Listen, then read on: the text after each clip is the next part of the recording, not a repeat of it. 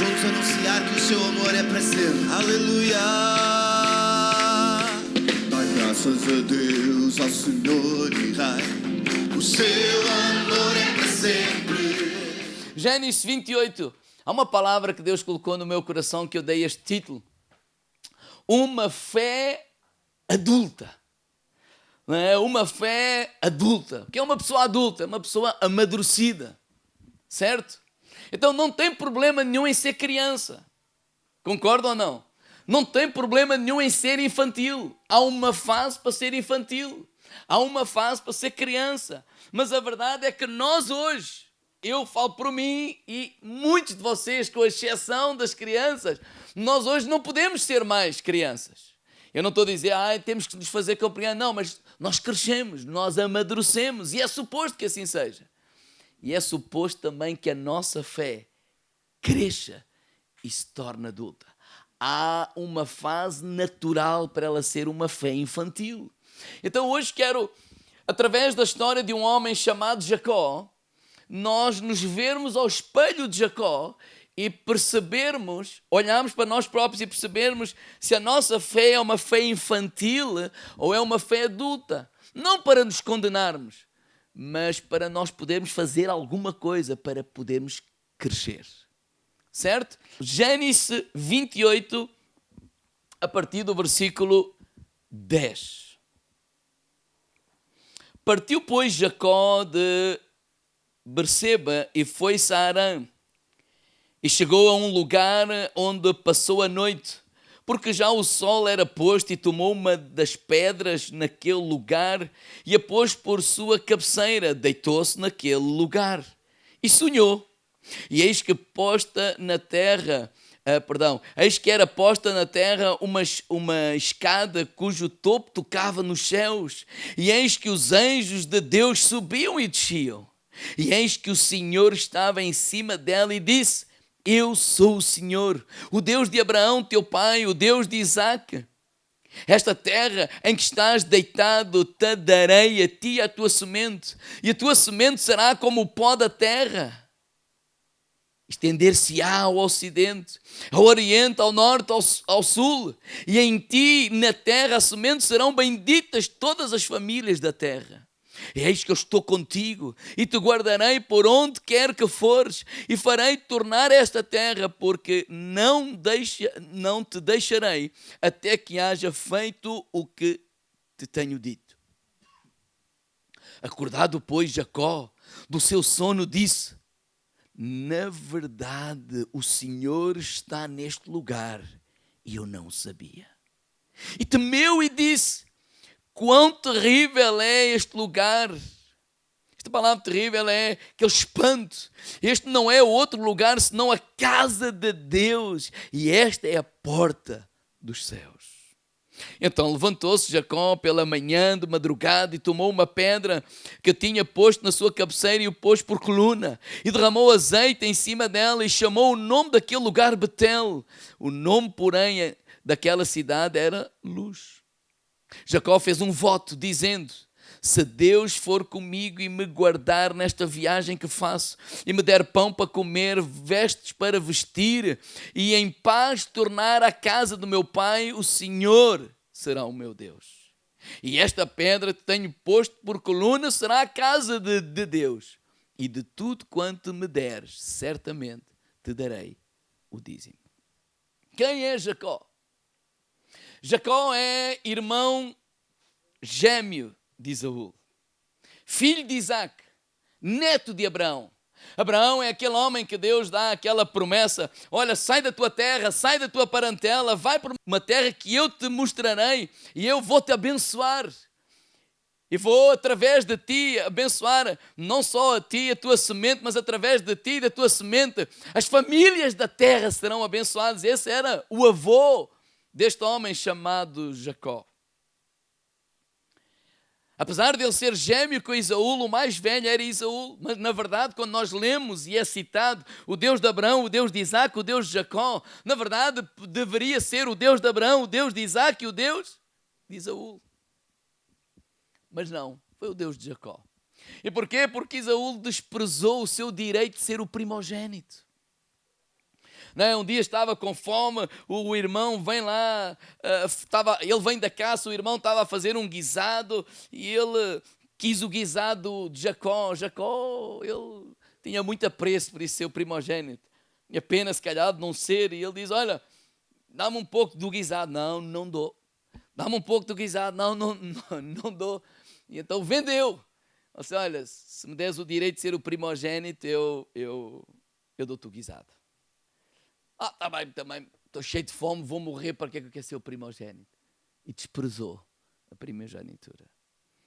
Mais tarde, quando o Isaac já estava mais velho, ouvia mal, e então ele chama o Esaú, porque o Isaac não sabia destes negócios, né? Dos irmãos, né? Chama lá o filho, para orar por ele e para passar-lhe a bênção do Senhor. Isso era muito importante, proclamar a bênção, os pais proclamarem bênção sobre os filhos e sobre o primogênito, como que quando o pai morre, o primogênito fica o patriarca da família, tem a responsabilidade de levar a família a seguir a Deus, a servir a Deus, a obedecer a Deus. E esse dia chegou. A mãe deste jovem chamava-se Rebeca e ouviu essa conversa. O Esaú, quando sai para o campo para ir caçar, fazer um guisado, voltar para o pé do pai, o pai comer o guisado e o pai o abençoar. Entretanto, lá a mãe e este Jacó, eles se apressam, fazem um guisado, mascaram no sentido que o Jacó era liso de pelo, o Esaú tinha muito pelo, lá colocam, não sei como é que fazem, colocam pelo lá no rapaz e levam o Jacó aos pés de Isaac. Isaac fala com Jacó, mas a pensar que é Esaú, e abençoa este jovem. Né? Quando Esaú chega do campo, papai, está aqui o guisado, e eu disse, então, mas eu já orei, por quem é que eu tive a orar? Então o Esaú sente-se enganado, nasce amargura e ódio contra o irmão, e ele no seu coração toma uma decisão: no dia em que o pai morrer, eu vou matar este meu irmão que me enganou. Ele não é assim muito coerente, porque ele tinha vendido. O pai não sabia, mas não é aí que eu quero chegar. Isto para dizer que Gênesis 28 começa com Jacó a sair de casa. Ou seja, a fugir. A fugir no sentido de, enquanto o pai é vivo, então deixa-me cair embora antes que o meu irmão me mate. O pai ora por ele, abençoa e diz, olha, vai lá ao teu tio Labão. E olha, não cases com nenhuma mulher fora, não é? Das mulheres que amam a Deus, servem do nosso povo. Então vai lá ao teu tio Labão e lá escolhe uma das suas filhas. Esse era o alvo, o projeto. Ele saiu de casa com esse propósito. Então, ele sai de casa, e agora vamos entrar nesta história. E ele sai de casa e no caminho um dia, e ele, nessa primeira noite que ele tem que descansar, não é? Passar a noite, ele lá se encosta a um lugar, chega lá a um lugar e ele encosta a cabeça e adormece. Nessa noite, ele tem um encontro com Deus. Quando a Bíblia diz que ele sonhou, não é um sonho como nós temos às vezes, sonhos normais, naturais, às vezes de preocupação. Não, Deus fala com ele. É alguma coisa como a Bíblia fala, uma epifania, quer dizer, é um encontro com Deus, é algo sobrenatural que acontece ali. Deus está ali, tanto quando ele acorda, por um lado espantado, por um lado tipo, uau, o que é que está aqui a acontecer? Por outro lado com temor, medo, porque ele disse assim, Deus está aqui e eu nem sequer sabia. Porque Deus falou comigo, o Deus do meu pai, o Deus do meu avô, que eles falavam, falou comigo. E o que é que esse Deus falou? Olha, eu estou contigo, olha, eu vou abençoar-te a ti e a tua semente, esta terra que tu estás deitado, eu vou-te dar e vocês serão uma bênção para as famílias de toda a terra. Estas foram as palavras que Deus tinha dito a quem? A Abraão. Então ele ouve Deus, o Deus de Abraão agora é o Deus que fala com ele, é o Deus que se encontra com ele, é o Deus que está ali com ele. Então que ele acorda todo, por um lado com medo, por outro lado extasiado, todo, uau, o que é que está aqui a acontecer? Então o Deus fala com ele, Deus promete e diz, eu estou contigo, eu vou abençoar-te, e ele tem a lata, no meu ponto de vista, de dizer isto, vamos voltar a ler versículo 20. Jacó fez um voto. Ele está a dizer assim, se Deus for comigo, o Deus tinha dito, eu sou contigo. Ele disse, se Deus for comigo e me guardar nesta viagem que eu faço, me der pão para comer, vestes para vestir, em paz eu tornar, ou seja, se eu tiver sucesso nesta jornada de ir lá buscar uma noiva e voltar, e em paz tornar a casa ao meu pai, então o Senhor será o meu Deus. Só se isto tudo acontecer é que Ele será o meu Deus. E mais, e eu vou dar o dízimo, que é o que ele diz aqui. Ou seja, se Deus me der comida, se Deus me der roupa, se Deus me abençoar e se eu voltar em segurança, então será o meu Deus. É aquela fé do se e então. Podemos repetir essas duas palavras? Se e então. E agora estamos nós aqui a ler 4.000 anos depois esta passagem. E devemos nos lembrar que esta fé de Jacó é uma fé que está a iniciar. É uma fé, eu diria, de criança. É uma fé que está a começar a acontecer, porque até então ele ouvia falar de Deus, mas ele não conhecia Deus. Ele ouvia falar das histórias de Deus. Ele ouvia falar, por exemplo, se calhar o pai lhe disse, olha, o teu avô, há um dia que ele disse que Deus lhe falou e ele leva-me a um monte para me matar. Só por sorte é que eu não morri. Eu não sei se o Isaac lhe contou essa história. Provavelmente sim. Então, Jacó é apenas a segunda geração. A história de Israel ainda não se tinha desenvolvido. Há uma promessa. Sereis uma nação, mas não há nação nenhuma. Não é? Porque Abraão, Isaac e Jacó ainda vai na segunda geração. Ainda está tudo muito no início. Não é? Farei de ti uma grande nação, mas nação não existe. Ou seja, o que é que Jacó tem? Tem promessas apenas. Ele tem esta fé de dizer assim, ok, parece que Deus está a falar comigo, mas vamos ver. Vamos ver. Ou seja, é uma fé desconfiada. Naturalmente, porque ela está no início. É uma fé que está em embrião. Por isso é que ele diz assim, se. O que é se? Vamos ver. Se o quê? Se tu me abençoares, se tu me deres de comer, e se eu tiver roupa para vestir, e se eu for lá buscar a mulher e voltar, tiver sucesso nessa jornada e voltar em paz, então, se isso acontecer, então tu serás o meu Deus. E ele então promete dar o dízimo, agora nem pertence à lei, nem pertence à lei, ou seja, algo instituído, obrigatório. Não, mas ele conhece e sabe. Quem é que naquela altura não havia obrigação? Havia um sumo sacerdote, Melquisedeque, e onde o avô dele, Abraão, diz que dava os dízimos de tudo. Então, esta é a fé do início. É a fé que espera que a sua experiência com Deus está baseada em quê? Comida, roupa, segurança e êxito. Podemos dizer isso? Comida, roupa, segurança e êxito. E se Deus me abençoar nisto tudo, então sim, Ele é o meu Deus. Muitos anos depois, mais tarde, aparece um homem, Cristo. Em Mateus 6, quando os discípulos estão preocupados com o que comer, com o que vestir. Quem é que se lembra? O que é que Jesus disse a essa gente? Olha, não andem preocupados com o que comer, nem com o que vestir.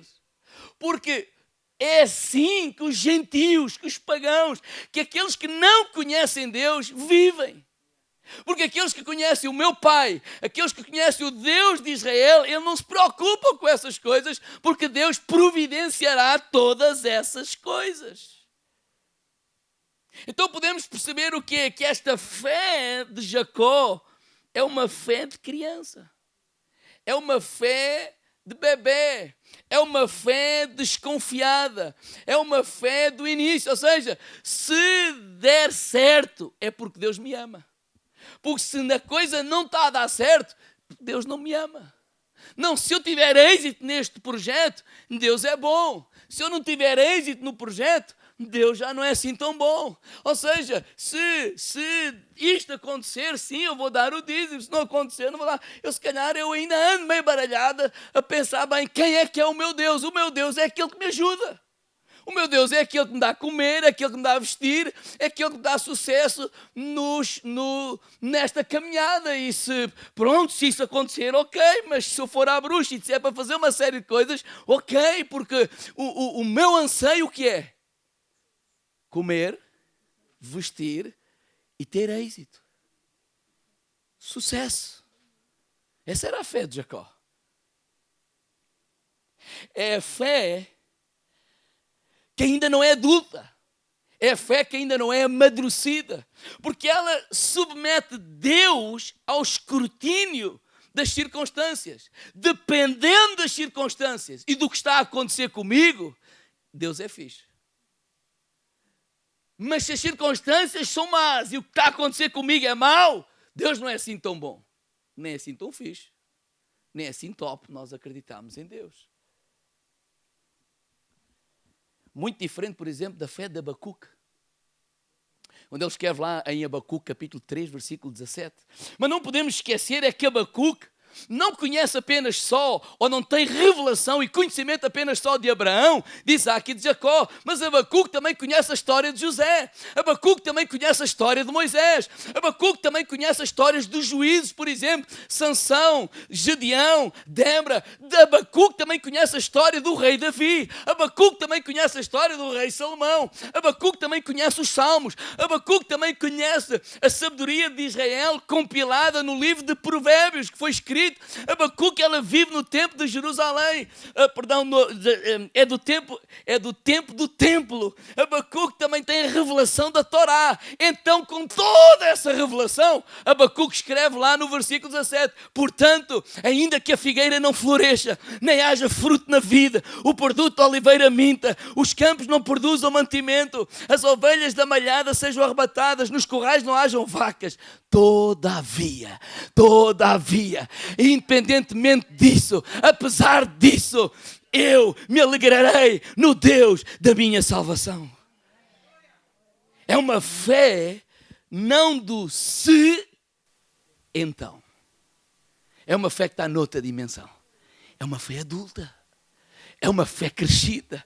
Não é uma fé que submete Deus ao escrutínio das circunstâncias. Não. É uma fé que Deus está acima das circunstâncias. É independentemente do que está a acontecer, independentemente daquilo que os meus olhos veem, independentemente do que eu estou a viver, eu sei quem é o meu Deus. É uma fé mais ou menos como Sadraque, Mesaque e Abednego, Daniel capítulo 3. Estes 3 homens, eles são levados escravos para a Babilônia. Eles são arrancados da sua casa. Eles são arrancados da sua família.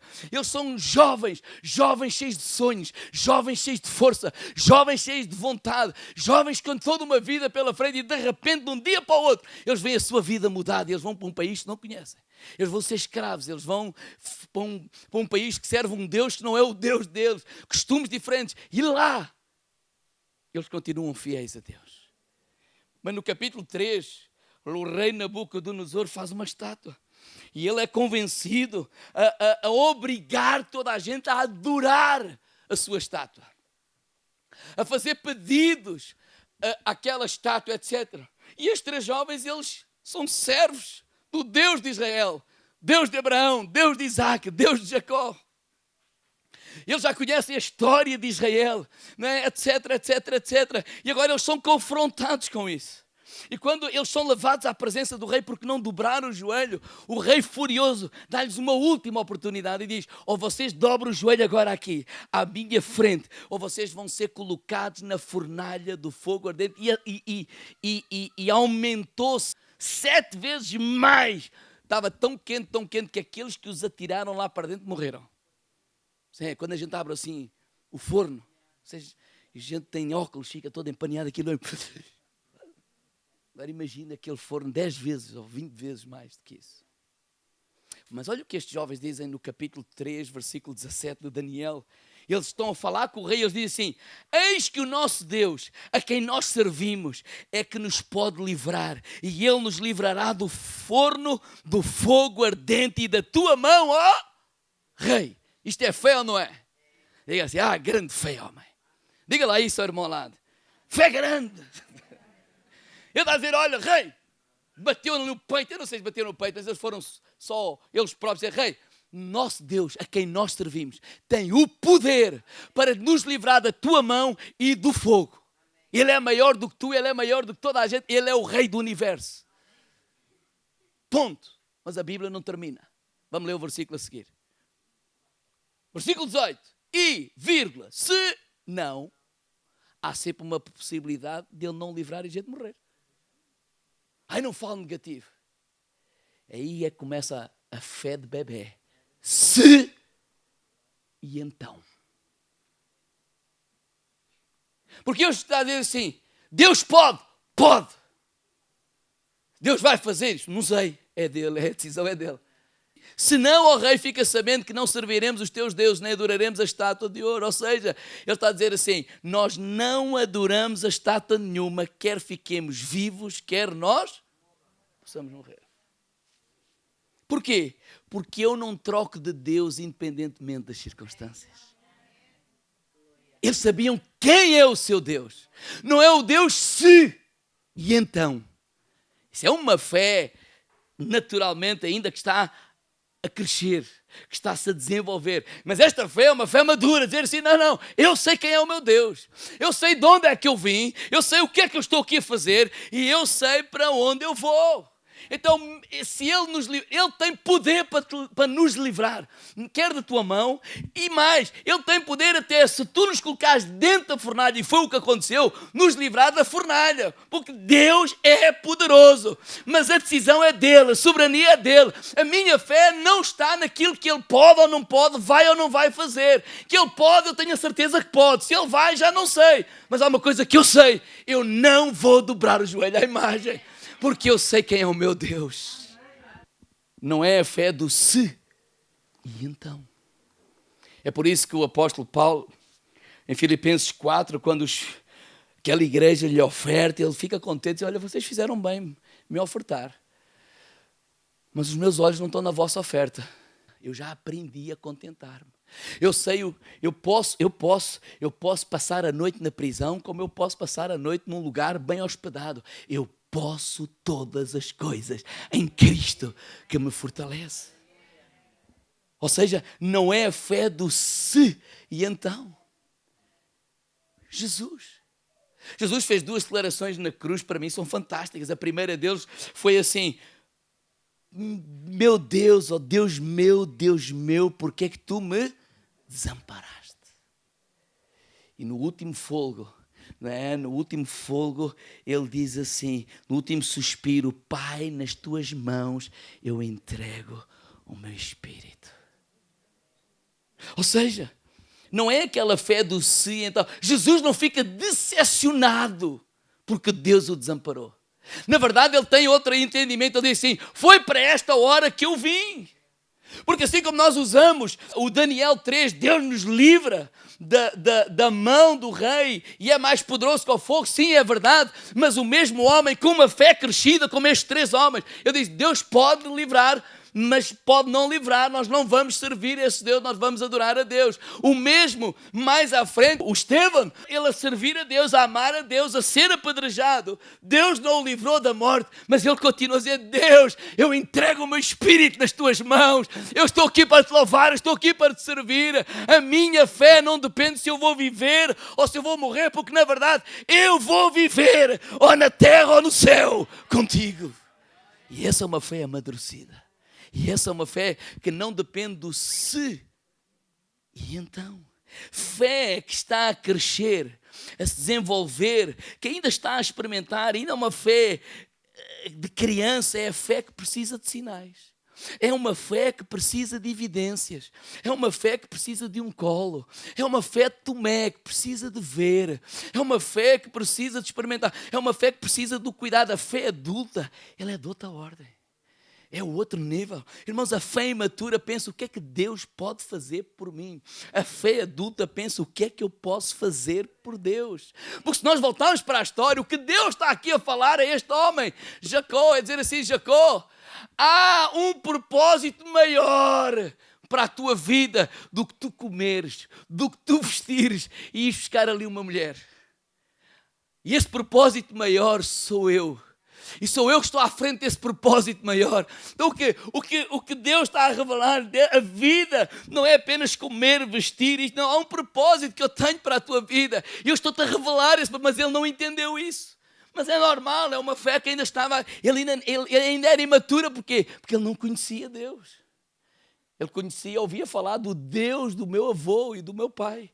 E mais até do avô, porque há quem diga que Isaac foi filho de um grande homem e pai de um grande homem, porque Isaac foi mesmo assim. Vemos Deus a fazer grandes coisas com Abraão, Deus a usar Jacó. Isaac passou por ali. A fé imatura, ela está ocupada com o imediato. Ela está ocupada, o que é que eu vou comer? O que é que eu vou vestir? Como é que vai ser amanhã? E Jesus já alertou os discípulos, não vivam assim, porque quem viver assim vai se perder. Quem viver uma fé do imediato vai se perder. Vai se perder porque as circunstâncias vão mudar, há coisas que vão acontecer e ele perde-se. Ele diz, por isso buscai primeiro o reino de Deus, buscai primeiro a sua justiça e todas essas coisas vos serão acrescentadas. A fé imatura é aquela que olha para as circunstâncias. A fé imatura é aquela que olha para a despensa. A fé imatura é aquela que olha para a conta bancária. A fé imatura é aquela que olha para os projetos, se eles funcionam ou não funcionam, porque a fé adulta procura Deus no meio das circunstâncias. Irmãos, quando nós estamos a passar por problemas, o que é que a fé imatura quer? Duas coisas. Duas, só. Ou sair dali, dizer, fecha o olho, abre o olho, isto foi só um sonho, não existiu. Ou que Deus resolva o problema. E às vezes nem saímos dali, porque não podemos pôr à porta do outro. Certo? Nem o problema se resolve assim. Quem é que sabe que isto é verdade? Sim ou não? Mas a fé imatura quer uma oração e resolver. Ou então Davi fala isso num salmo que eu não me lembro, não posso citar qual é o salmo, mas lembro que há um salmo que ele diz assim, Senhor, dá-me asas para eu voar e sair daqui. Mais ou menos assim, tipo, eu fecho o olho, começo a dar as asas, desapareço da figueira e apareço no Polo Norte. Ou seja, porque a figueira era o problema. Um exemplo. Quem é que está a perceber? Porque isso é a fé imatura. Mas a fé adulta, que foi isso que Deus revelou a Jacó e ele não estava a entender, quando ele disse, Deus está aqui e eu não sabia. Sabe porquê que Deus está aqui? Jacó, sabes porquê que eu estou aqui? Porque eu estou contigo. Porque eu estou a fé adulta. É aquela que precisa de ter a sensibilidade de ouvir, de discernir, de perceber Deus no meio das circunstâncias. Deus no meio do problema. E às vezes nós não somos, ninguém nos envia, ou seja, o problema continua, persiste e nós temos que passar por elas. Ou seja, o processo nós temos que passar. Quando eu digo admitem, aceitem não é aceitar o problema, mas é aceitar esta é a situação atual agora. E que possamos ouvir Deus, como ele falou com o Jacó, pôr a mão, Mário, tem calma, eu estou contigo. Vai lá, vais ter que viver isto. Um dia, de cada vez, eu vou-te dar sabedoria, eu vou-te dar graça, eu vou-te dar força, eu vou-te ajudar a viver isso. Foi isso que eu aprendi há uns anos atrás. Porque quando confrontado com problemas que eu penso que só aconteceriam aos outros e não a mim, eu fiz aquilo que eu na altura ensinava. Primeira coisa, vamos expulsar o diabo. Segunda coisa, vamos jejuar e orar. Vamos fazer isto, vamos fazer aquilo, vamos fazer tudo. Porque é que isto não termina? Então a minha primeira pensamento é aquilo que eu aprendi na altura. Eu não tenho fé. Eu não amo a Deus, eu estou em pecado. E há 1001 vozes a cair sobre a nossa cabeça. E 1001 vozes a dizer isto, a dizer aquilo, a dizer aquilo outro. E precisamos de acalmar todas essas vozes, seja lá como for, na presença de Deus. para depois perceber que mesmo no meio do caos, mesmo no meio daquilo que a gente pensava que ia destruir completamente tudo à volta, a minha vida, etc. Perceber, não, eu estou contigo. Não te vou evitar passar pelo processo. Não vais fechar o olho, acordar no outro dia e isto foi só um sonho. Não, não é um sonho, é mesmo um pesadelo e vais ter que o viver. Mas vais andar devagarinho. Vai lá, eu sou contigo. Eu sou contigo. Eu estou contigo.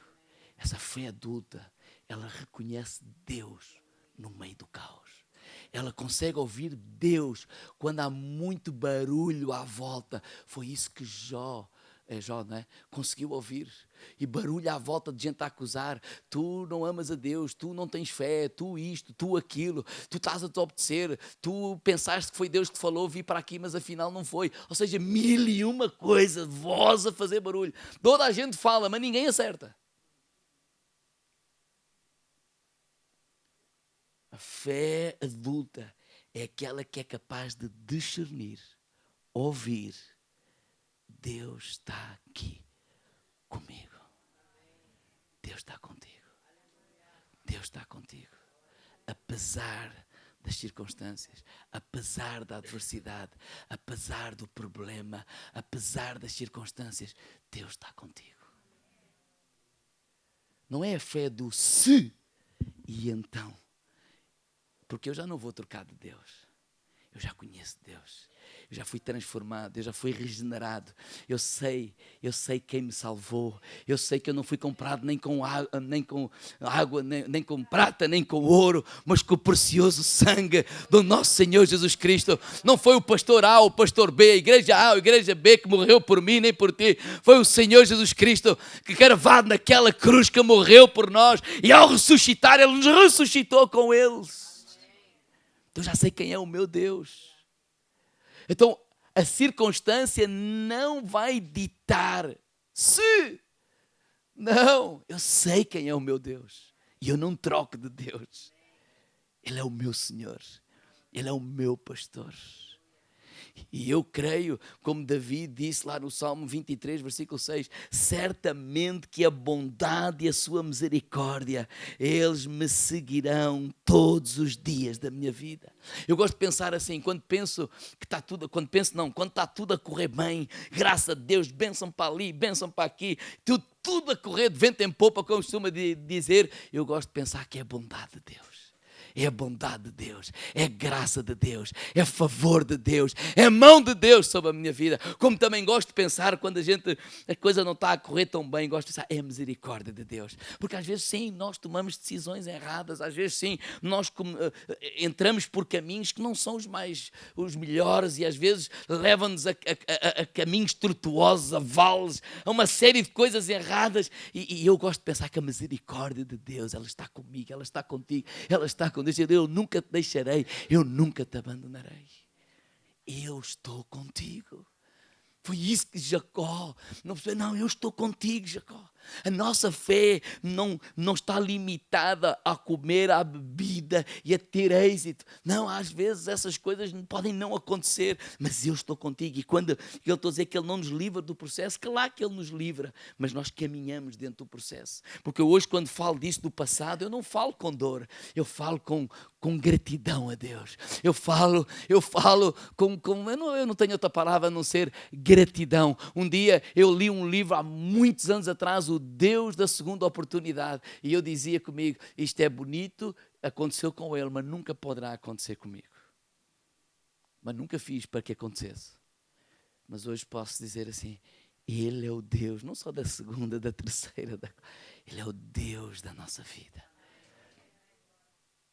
Então quer dizer que Ele nos conduziu, ou me conduziu a sair desse lugar.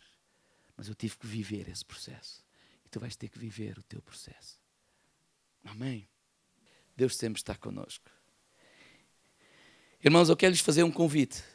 Vamos olhar no espelho de Jacó. E perceber se a tua fé ainda é uma fé que depende das circunstâncias. Não é para falares comigo. Que nós possamos nos ver ao espelho desta história de Jacó. Será que a minha fé ainda é uma fé que, do início, de bebé, de criança, que ainda vacila consoante o comer, ou o vestir, ou o projeto ter sucesso ou não ter sucesso?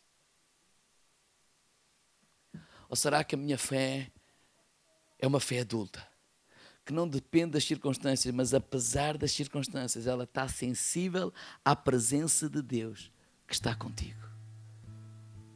Tu possas sentir daquilo que estás a viver, a mão de Deus sobre o teu ombro. Olha, Zé, eu estou contigo. Elita, eu estou contigo. Fernanda, eu estou contigo. Tu não estás só. Porque se nós percebermos, ele sai de uma casa fugido. Há um ódio, há uma vingança, há uma sentença de morte. E que Deus está a dizer é, eu sou contigo. Às vezes também há uma sentença de morte sobre a nossa vida, por causa de uma doença, de uma enfermidade.